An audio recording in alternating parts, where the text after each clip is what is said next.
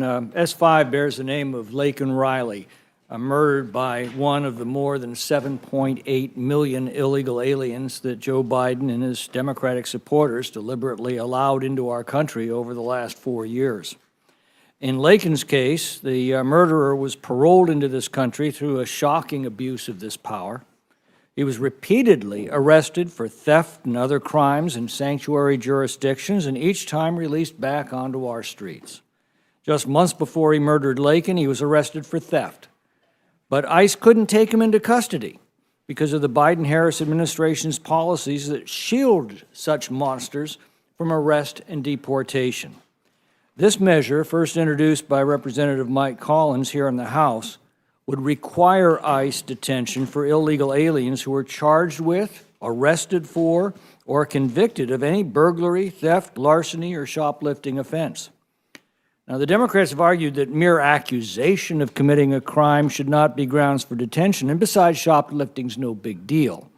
They ignore the fact that every illegal alien is required to be detained by current law throughout the pendency of their asylum claims.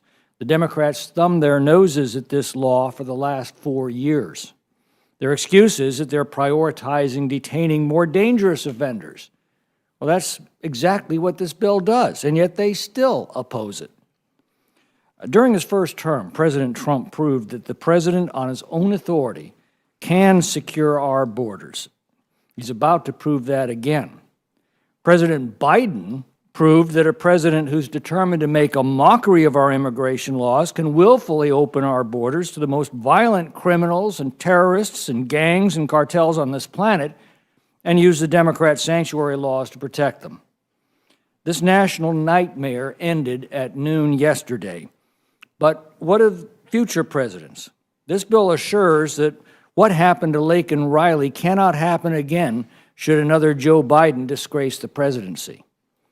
Our Senate colleagues have added to the Laken Riley Act parts of Sarah's Law, introduced by Representative Andy Feenstra and Senator Joni Ernst, to mandate detention for illegal aliens who commit any offense that involves death or serious bodily injury. Sarah's Law is named after Sarah Root.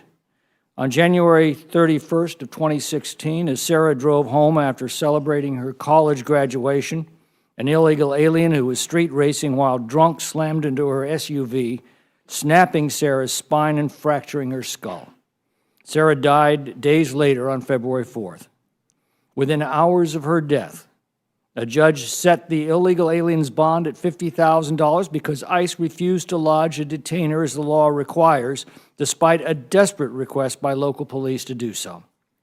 The administration defended this dereliction of duty, quote, because the illegal alien had not been convicted of a criminal charge and therefore was not an enforcement priority.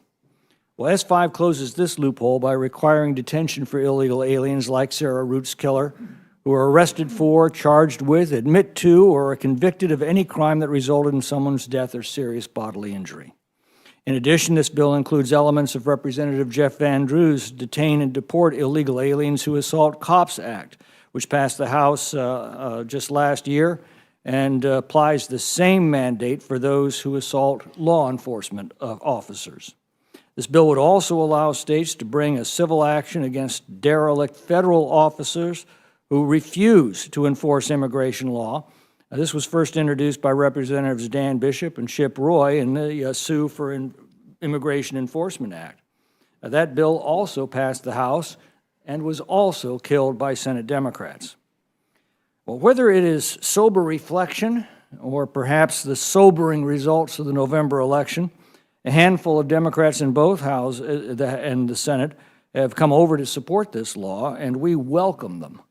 We wish them well in convincing the majority of their party that they need to change course, if not for the good of our country, then at least for the good of themselves. We'll take their support any way we can get it.